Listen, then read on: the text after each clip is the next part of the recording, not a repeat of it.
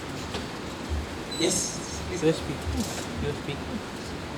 it was a pleasure listening to you. Sir, you mentioned about artificial intelligence and how everywhere it's written that it's going to lead to loss of jobs in the future. So, as future managers, so how imperative do you think it is for us to stay in touch with the data interpretation, data analysis techniques and artificial intelligence? And how is it going to affect the banking industry in the future? I think the thing about loss of jobs may not be entirely right. The loss may be in the nature of jobs. Certain jobs that can be done more intellectually by, or something which is very moronic routine, will be probably machine run. This same line, I remember the first time I encountered a computer numerically controlled lathe was in '84 out of my engineering. And I remember a factory strike, a factory called Lucas TVS. They said this evil company is bringing in CNC machines and it will take away jobs of everybody. And then, we are now in 2017, Lucas is doing well, factories are doing well, CNC machines are also doing well. So to some extent it's a little exaggerated, but the nature of jobs, because of technology and intensive analytics and using 3D printing, 4D printing, one day 5D printing will certainly change. But remember, to construct that you need mindsets and jobs. And then there will be leadership hierarchy. So I think to some extent, in my mind, job profile will change. And for sure people like you in this audience, who are certainly enlightened and privileged, you will only have the privilege of leading these kind of institutions, provided you are keeping up to the Jones. In banking in specific, our own bank, 5 processes we have taken and we are doing STP, a straight through, using AI. Now we are working on various levels of projects that are helping, for one, automating so that hand touch is not there, so the error rates are lower, straight through so it's faster, the human intervention being lower, therefore the interpretation of I think of it one way, you think of it another way, and bill discounting is improving. But this is all evolving, right? If you take a 5-year view, at least internally we discuss in the bank, 5 or 10 years, much will change. Those of you who have read Road Ahead by Bill Gates, if you talk of one person in the world as a visionary, you must say it's Bill Gates. 23 years back when he wrote Road Ahead, he wrote saying, banking is important, banks are not. Look at the vision of the man. 23 years back or 25 years back when he wrote the book, he said banking is important, not banks. And he's bloody right. Today robots, AI, whatever, and that, in 10, 12 years it may change. So construct of jobs may change, quantum could change, but leadership, people who can decipher information into insight will succeed. And I truly hope and believe that this kind of an audience is that who have that smarts to carve out and do better. So you guys are in a good place. Yeah?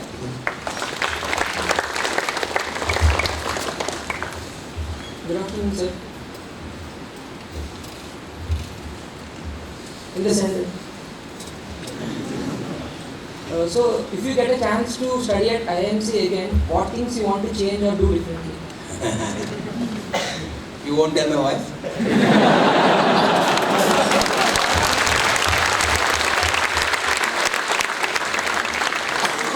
No, I'll tell you 2 things, and I did expect a question like this. I'll tell you 2 things I would do.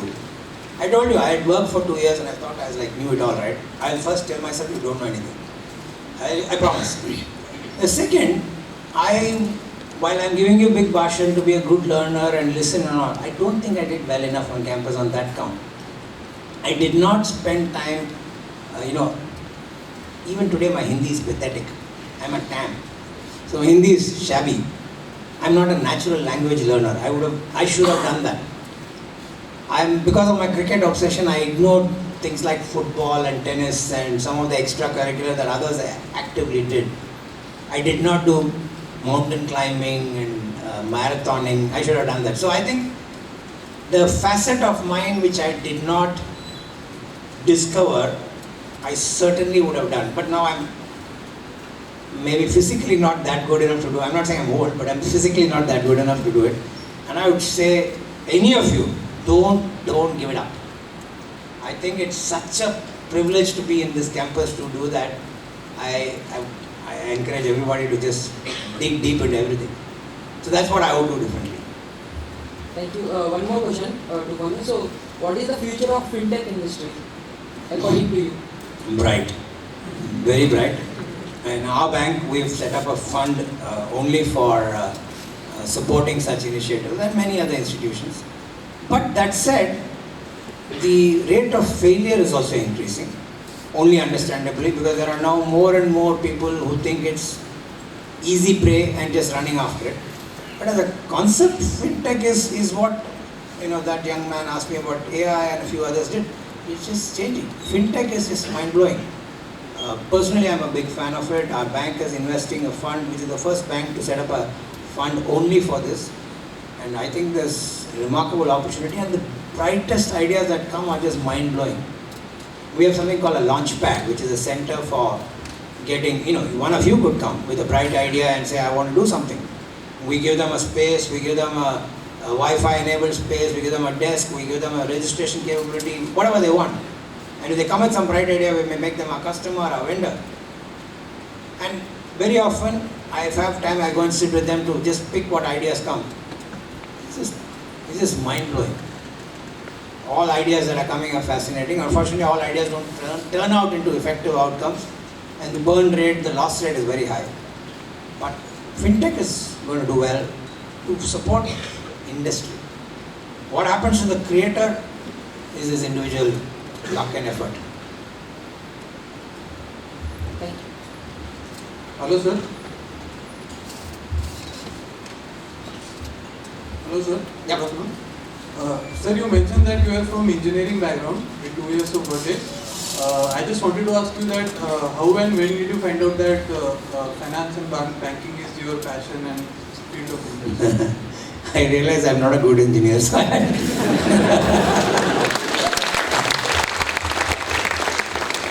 No, I think, each of us have our own drivers, right? I have this uncle of mine who's also from IIM. Unfortunately, he passed away recently, God bless his soul. I was inspired by everything he did. He had finished, he's IIT Chennai, IIM Cal, so he was like a complete role model for me. Cool. He had done everything that I ever wanted to do. So he became a very senior banker. He was 14, 15 batches senior to me. So I said I must just copy my uncle. And that's why from engineering I said IIM. That's why I told you first year I didn't get. So I said whatever happens I'm going to crack it the second year. So yeah, it's one madness. And it's also maybe because I was not very enamored by being in a shop floor. That's the truth. Don't tell anybody else, but that's the truth. If you tell my colleagues at work, they won't believe it. Good evening, sir. Thank you for your inspiring words. I have 2 questions. One, in your journey of being such a successful leader, did you ever feel that your personal life get affected, and did it affect you negatively, positively, and did it affect your work in any way? If there were any troubles or anything of that sort? I mean, there are times when you sort of feel like you're not cutting it and it's tough. But I'll tell you, I must admit that I'm a privileged soul. I have not had any extreme instance of having to face a challenge of that nature and make a trade-off. And it helps that your life partner is of a similar profile, so understands the choices you're making. So I'm not the best example.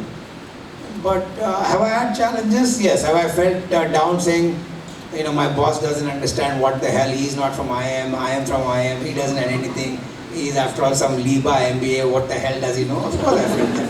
Right? It happens. I mean, if I tell you it didn't happen, I like, right? But I think on balance, these things sort out. If you take a larger time snap, it becomes almost irrelevant. I've had times since, when after campus I went to Wipro and then I told you I went to City.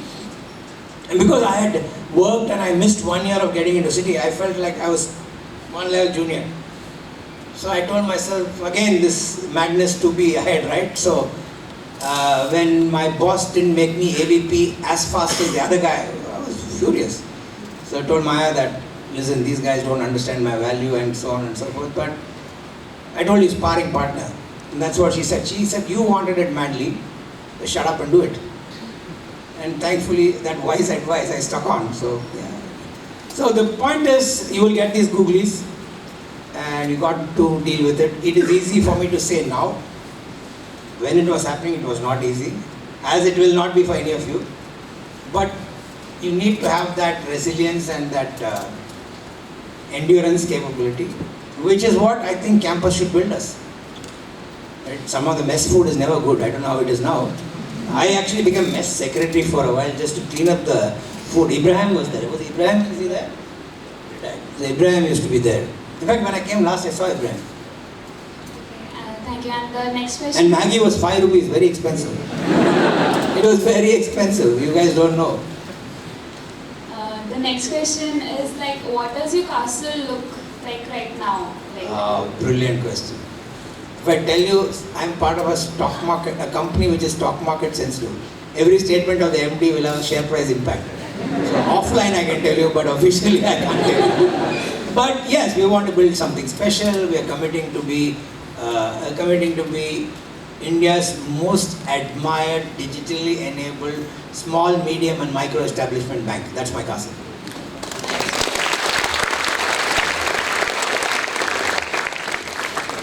Very good evening, sir. Good evening. So, since the time I converted this call, and every person, every junior, every senior I meet, since the time I'm on campus, every person has been telling me it's going to be hell. It is. It's going to be real bad. And even the person whose only interaction with IIM is through that Two States movie, even those people are telling me it is like they're going to make your life hell. So, was there a similar hype during your time as well? Or is it hype or overhype? Honest answer, a little overhype. Right? A Two States movie had a good side also, don't forget. We had a ball. So don't worry, you'll have a good time. I mean, see, you're all, in my mind, and I'm not trying to sound unclish, this lady said I sound unclish. You can have a party and work. As they say, learn to chew gum and walk at the same time. And you can. Many of you must be early 20s, right? This is, what the hell, the adrenaline must be pumping like mad now. Just go. I don't think it's an issue. Yes, from what Prof says now, it's a lot more hard work. And it must be, because it's very competitive, right? I mean, you're being groomed not for succeeding here, you're grooming to succeed in this big bad world which you will be entering in 24 months or less. But I must tell you, you guys are really blessed because I am the optimist that I am. I think 2019 the job market will be fantastic in India. And you're blessed to be in a campus now and not looking for a job now. So, get ready. Good answer. So, here, in the front. Yeah. Yes. Yep, go ahead. The question is, sir, over here in the front. Why don't you stand up? I'm blind. There, that's not front, Maya. That's like back. My perspective is changing. It appears you enjoyed your life here and also found your life partner here. Any tips on that? I charge consultancy.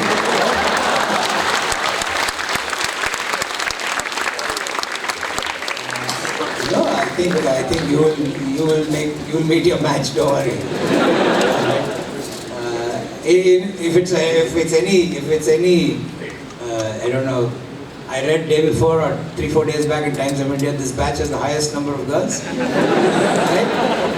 So, in my batch, professor was asking me, we were 140 people and 130 guys. And the 10 girls, 4 of them married their batchmates. So good luck to you guys. Good evening, sir. Sir, I have a question about one of the I's, which was inspiration, getting inspired during the time of down. So, sir, how do you do it personally? I don't know if there's a formula or a magical answer. but it's a lot of conversation with yourself. I didn't speak about that. I only talk about conversation with a partner or a sparring partner. Through my personal journey, I have found the toughest conversations are the ones you have in front of your mirror. You can't be dishonest to yourself. Can you? You look bad, you look good, you feel bad, you don't feel bad. You know, you can't be dishonest. So I think the more conversations you have with yourself and are able to center yourself. Now again, I caveat everything. It's easier for me to sit and give this bhashan because I have crossed over a few of that. Do I have problems today? Of course I will have. When I sit with my board, I'll have challenges. This is part of life. So I'm not trying to tell you that I've solved everything. But to stay inspired needs to have that deep insight into yourself and believe and back yourself. You've got to crack it. Most of us, and I'm 100% sure, if you're in this room today, you've cracked so many odds. The professor was telling me 200,000 people write IIM now. Maximum 2,500, 3,000 people clear of all. And you guys are in the premium institute. So 460 out of 2 lakh, the odds are in favor of you. So you are definitely of a caliber that has already cleared a fair amount of hurdles. Yes, amongst you there will be better and worse. That's part of life. But, so have the extreme self-confidence and faith. And I can't believe that you won't crack your odds. You will. So that's what I would say. Good evening, sir. Yes. I actually have 3 questions. Oh. The first one being, in faith, what is the most rewarding part of your day? In finance, as in banking, what is the most rewarding part of your day? Of the day? See, the last 3-4 years for all bankers have been quite nightmarish from a credit quality of the industry. So and we have, with the evolution of technology and social media and WhatsApp groups and whatever, we've created, maybe like 50 WhatsApp groups in I'm part of in our own bank. So I am an avid watcher of what's happening in all these things. I like to be plugged in. So when I see messages like some remote branch in some remote part of the country has actually cleared an NPA, it gives me a big jolly. Right? It may sound silly, but I get excited by the fact that a 10 lakh loan got cleared and the payment fully came in. And so it's the simple things like daily somebody would send a message saying, sir, I got this 1 crore credit approval done. It's these things that are greater fun than going out and saying we've changed the world, because these things have P&L implication. So as you can tell, I have a daily bias to daily positive credit growth or lack of NPA kind of information is a big high. And people like Reggie, our zonal head, get badgered by me every few hours saying what's happening. So that's what I want. Thank you. The second question is, if not banking, what else would you have done with your life? I told you I'm a cricket fan, right? I at one stage thought I am the best and nobody else can beat me. Even I was the captain of IIM cricket team. But this is a hypothetical answer. I would have played more cricket. I don't know successfully, but I would have played. The last question is, what impact would cryptocurrency have on the banking industry? To be honest, I don't have a very defined view because it's evolving. It can certainly create some form of disruption, but the regulators are not looking at it very kindly, and therefore it may not have the same future as it is made out from a technical capability point of view, but then it could be ahead of its time. So in passage of time it can, but it's too early to call. Yeah. Thank you. We should. Good evening, sir. I just have one question. In the years that you've graduated and throughout your experience, have you developed a kind of a leadership philosophy that you would like to share? How do you inspire and encourage your peers as well as the ones you lead? I thought I did that for the last 45 years. No, I think the one thing that I try hard, and I don't know if I do it successfully, is I genuinely believe communication, up, down, horizontal, 8 levels below, 14 levels above, all needs to be all the time going on and transparently. So I make a genuine effort of reaching out, whether it's a new, nobody joins Federal Bank and in the first 30 days I would have met them. There's not an employee of the bank in the last 7 years who's joined without me meeting them. It doesn't mean one-on-one, I meet them in a group like this or in some groups. But I like to make sure that the message to them reaches directly from me. So I don't know if that's a way to communicate, but I do that. I told you we have so many WhatsApp groups to reach people, so many email groups, so many town halls. We do what we call a big call. Every 8 times a year, which means every 45 days, every employee, all 11,500 employees dial in when I speak to every employee. So we have all these channels of communication open. But unfortunately, I must say, what we deliver and the other man receives need not be what you think it is. And that I have not been able to crack, and I struggle very hard how to get to the point where the sort of rubber meets the road, or the last mile, as they say. And we haven't done that, but I think it's a journey. But if you ask me, I try to be quite obsessive about communication. If you want more, whether I'm effective, ask my colleagues here offline. So, good evening. My name is Tarun. So you're a big fan of cricket, you've said. Is there something that you've learned out of cricket which you've used in your work life? Can you mention some of them which will be helpful for us? Absolutely. There's one man called Rahul Dravid. I am an unabashed fan of him. If I see him now, I'll freeze. I'll tell you why. I mean, that's the characteristics I love most. You're up against odds, you want to fight it, you're not naturally blessed with extraordinary talent like our dear friend Tendulkar is, and he has proven everything is possible. So if there's one thing, I like people who grind their way up. I like people who, sort of want to make it whatever the odds. Or today, the Kohlis of the world, right? Just that crazy obsession to win and to work your way up, and not just because you're divine blessed with great talent. So if there's a script that I would like to follow, is the Dravids of the world. He just is to me, I met him in the Bangalore airport about 3-4 weeks. I just put my luggage down and I said, listen, I have to speak to you. So yeah, I'm just, I think that's something that I really appreciate. People who are fighting odds, people who want to make that, and how many times when the chips were down, he went up. Maybe your generation is not a Dravid generation, but certainly mine is. Thank you, sir. In fact, you answered my second question, which is going to be who's your favorite cricketer. And so, if it's not too much to ask for, can I just get a selfie with you right now? Is that okay? Yeah? You will find a smarter person, but I'm happy to do that. Awesome, awesome. We'll do it after that, otherwise we'll disturb the meeting. I regret to interrupt this wonderful session, but unfortunately we have time for only one more question. Good man. So as a leading corporate figure, can you please comment on the performance of the central government in general and vis-a-vis the banking sector? Is this in camera? Is this out camera? I think it's not for me to appropriate to comment on them, but I think the level from a banking perspective, the recognition of the problem, the infrastructure, regulatory framework that is being drawn up is commendable. I was on air today, now saying the same thing. I'm not saying anything which I'm nervous about. But the challenge in Indian banking system is the problem is a lot deeper than it is being understood. And it is not a creation of the bankers, it is a creation of the ecosystem.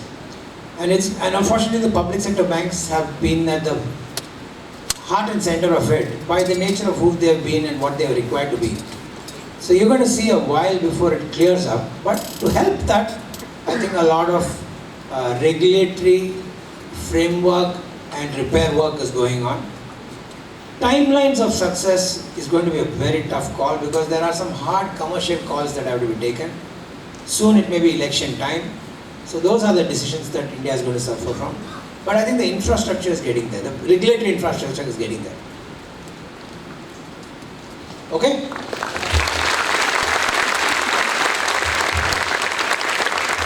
Now I request the Dean Academic to present a small token of gratitude to our Chief Guest.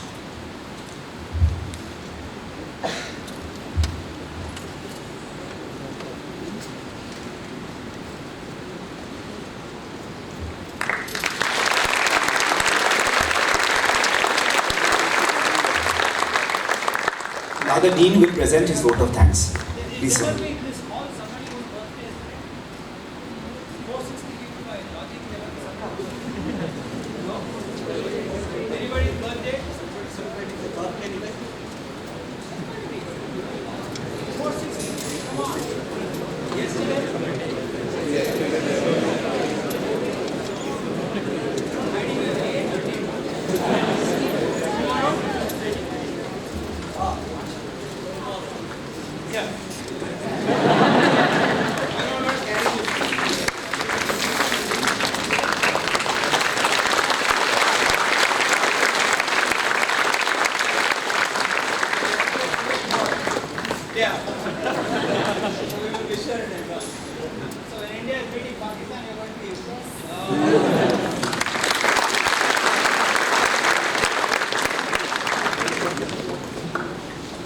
Now I'd like to welcome the Dean to present his vote of thanks.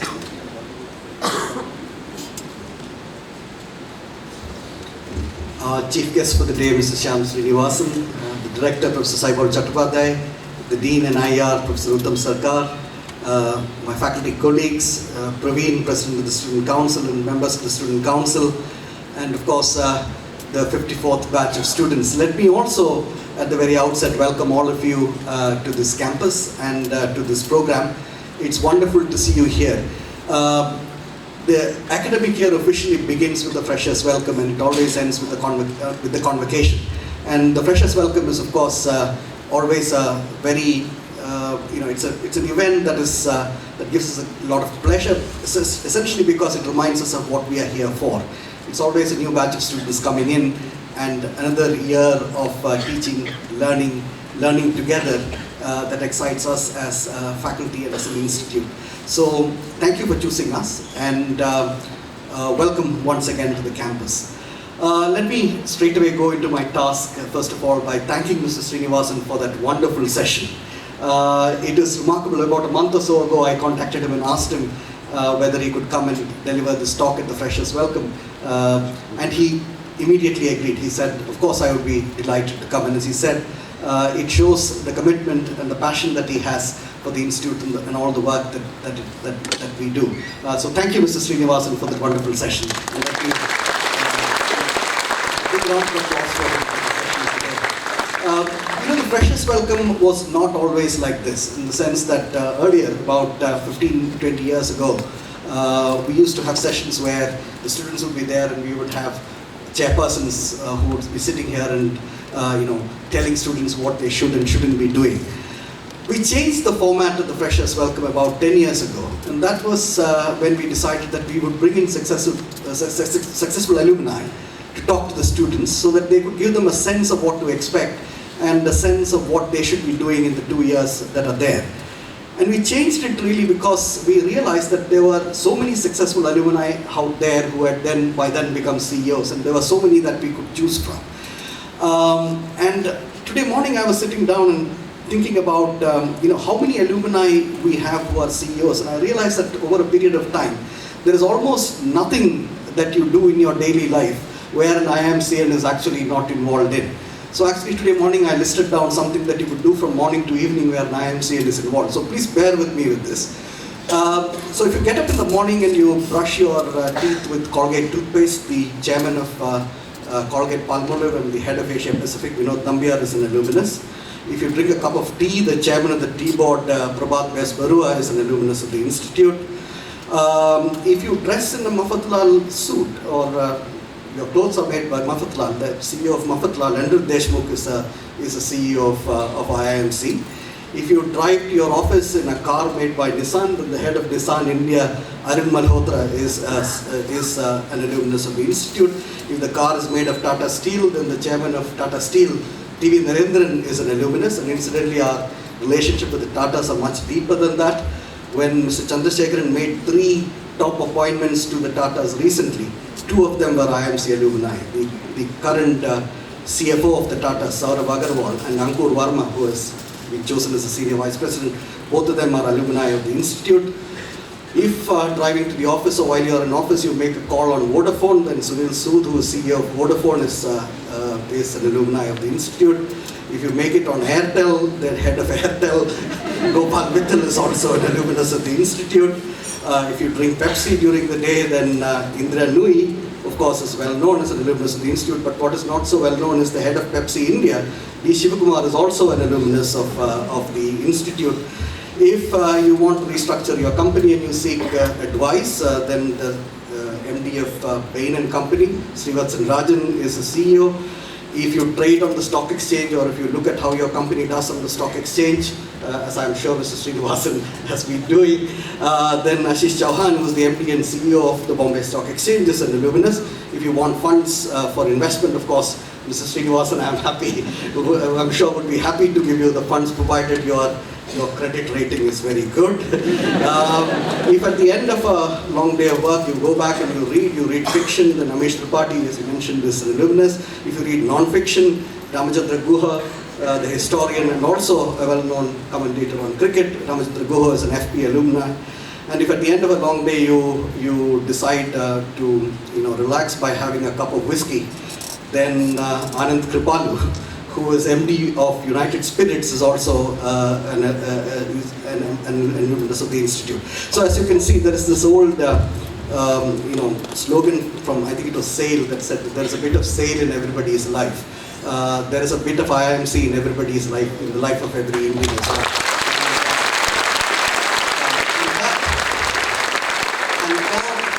Is what is most remarkable. Now, why did I read out this long list at the end of a long day? It's to tell you that there is a great responsibility that rests upon you. It is incumbent upon you to make the best use of the opportunities that you have. You have 2 years here. The 2 years will fly off very fast, and before you know it, you will be the first Saturday of April in 2019 when you will have your convocation. So make the best use of the time that you have. And I wish you all the best in the 2 years that you spend here. I must also take this opportunity to thank many of the others who made both the Freshers Welcome and this entire orientation week possible, because the Freshers Welcome is just the last formal event of this orientation week. The director, the dean, NIER, and the chairpersons of the various committees have contributed quite a lot. So thank you for all the help that you have provided. To the staff of the BGP office and the staff of the other departments, I know they have worked for over a month to ensure that the orientation week went off very smoothly. So thanks to all the staff, to all the faculty who took sessions, who contributed sessions and so on. My thanks to all of them. And of course to the Student Council, Praveen is here and other members of the Student Council are here. So thanks to you for all the work that you have put in to ensure that the students are well settled in. With that, let me once again thank all of you for being present here and wish you a very happy and productive 2 years ahead here in IIM Calcutta. Thank you very much.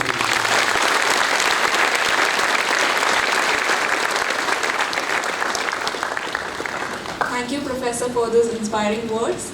Now, as part of the conclusion, I would like to request you all to proceed to the ground floor of new academic building for your high tea. Thank you.